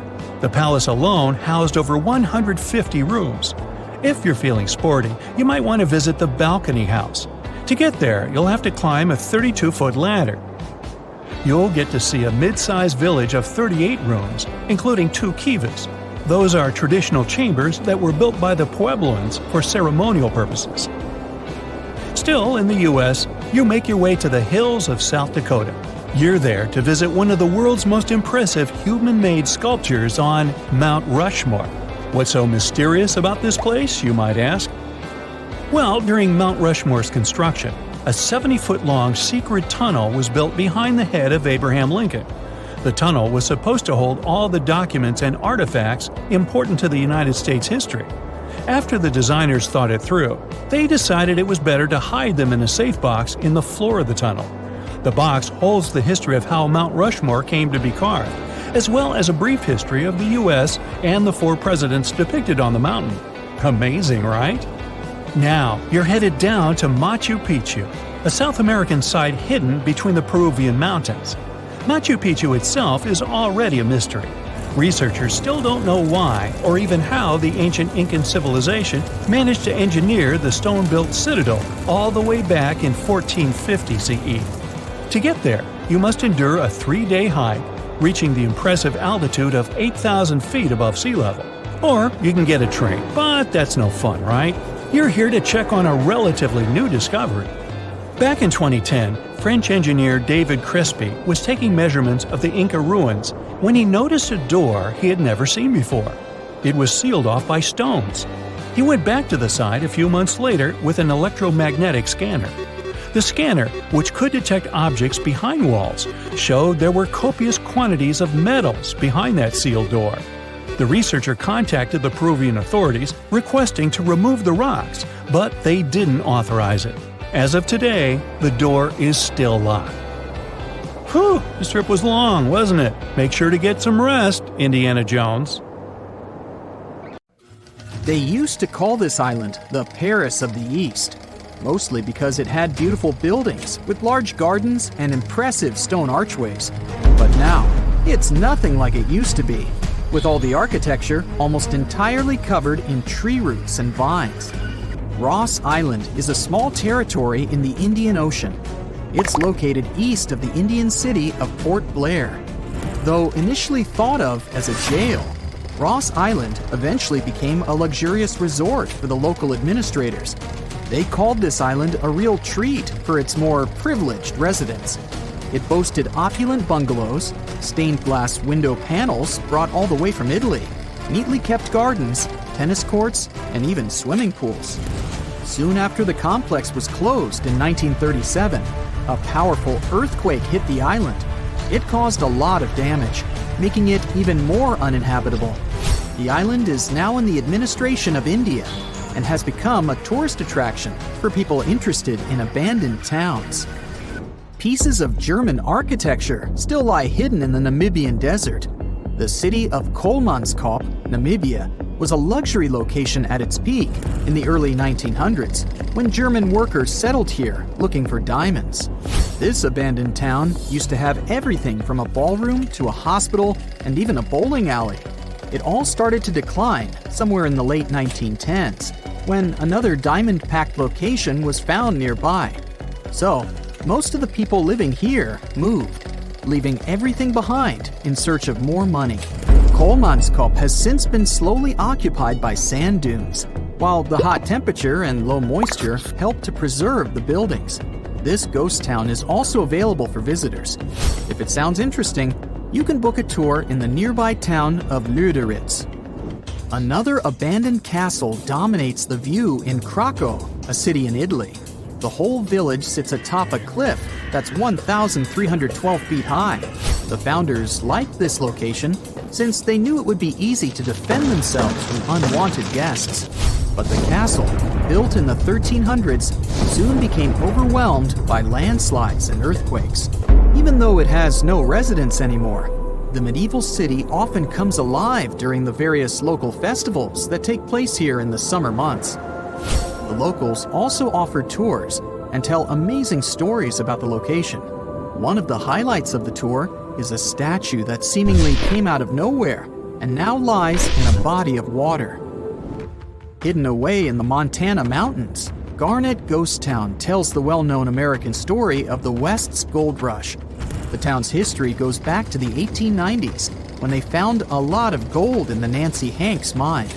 During its glory days, Garnet had almost 1,000 residents. Even though it's in a relatively secluded location, it had saloons, hotels, stores, a school, and other features of a regular little town. In 1905, when most of the gold had already been taken away, most mines were left behind, so only a couple of hundred residents stayed in Garnet. The final straw came in 1912, when a fire damaged most of the town's buildings. So, by the 1940s, Garnet was completely abandoned. It soon became a hotspot for treasure hunters looking for furnishings and artifacts. That was until a preservation campaign started in the 1970s. It ended with the town being declared a historic district in 2010. To this day, Garnet is one of the best preserved ghost towns in the area. Hashima Island is another abandoned location that tells us that when people leave, nature takes over. This mysterious place was even featured in a James Bond movie because of its ghostly landscape. It used to be a well-known spot in Japan for undersea coal mines, as it was opened in 1881. In 1959, at its peak, there were over 5,000 people living here, including mine workers and their families. As soon as the mines started going dry, sometime in 1970, people started to slowly depart the island, leaving it completely abandoned in 3 months. Even though nobody lives there these days, there are a lot of tourists here that drop off to wander around the abandoned homes, swimming pools, stores, and factories. Another town that started with a mining company back in 1881 is Calico, California. People discovered the location was packed with silver, so it soon became home to over 500 silver mines and 3,000 residents. It used to feature hotels, general stores, restaurants, and a school. There was even a local newspaper printed here called the Calico Print. But by 1986, the town had become empty. One of the former locals decided to buy it and began its restoration, making it a registered historical landmark. It even has a museum of the Old West available for tourists. One of the most interesting attractions that were rebuilt is the 1-mile-long Calico and Odessa Railroad. It currently goes through the steep canyons and hills, and even passes the old mines and buildings north of Calico. Approximately 1/3 of the town is original, while the rest consists of newer buildings that are replicas meant to recreate the spirit of its past. If you're a fan of cars, you might have heard of Henry Ford as the famous American industrialist who founded the Ford Motor Company in 1903. But in 1927, he began working on another one of his ambitious dreams, Fordlandia. It was supposed to be a massive rubber plantation located near the Tapajos River in Brazil, since he needed a reliable source of rubber for his car tires and hoses. His vision was to design a town complete with swimming pools, a golf course, living bungalows, and even weekly square dancing sessions for the locals. This project was unfortunate to begin with, since the local rubber trees soon got infected with leaf fungus. Even though Henry Ford invested a staggering $20 million into this potential income source, the town failed to produce the needed rubber. He had nothing left to do but to sell it to Brazil in 1945, and soon it was completely abandoned. Many of its buildings are still standing, but have been taken over by the surrounding nature. You can still see curious tourists wandering through it to this day. During its glory days, Pompeii was the second largest city in the world. Looking at its ruins today, It's hard to imagine this Indian city used to be filled with temples and bazaars, and that it served as an important center of the Mauryan Empire in the 14th and 15th centuries. It was destroyed in the 16th century, but it still has beautifully preserved forts and markets. It became part of the UNESCO World Heritage in 1986, aiming to protect its buildings, such as the Lotus Mahal, a stone structure that was carved to resemble a lotus flower opening to the sun. A tourist village was constructed back in 1920 along the shore of Epicuén, a salt lake about 370 miles southwest of Buenos Aires in Argentina. It was designed to provide people with a busy city life a breath of fresh air near the restorative salt waters of the nearby lake. It was soon equipped with a railroad station and ended up having a population of more than 5,000 residents. The project was also destined to fail soon enough, as the unusual amount of rain at that time caused Lake Epicuén to swell. In 1985, the water took over the local dam, and the town was flooded. The waters were so deep that they even reached a depth of 33 feet in 1993. They only began to recede in 2009 and left behind the remaining buildings, literally encrusted in salt. No one came back to the town except for Pablo Novak, who returned here back in 2012 and was the only resident of Villa Epicuén at the time.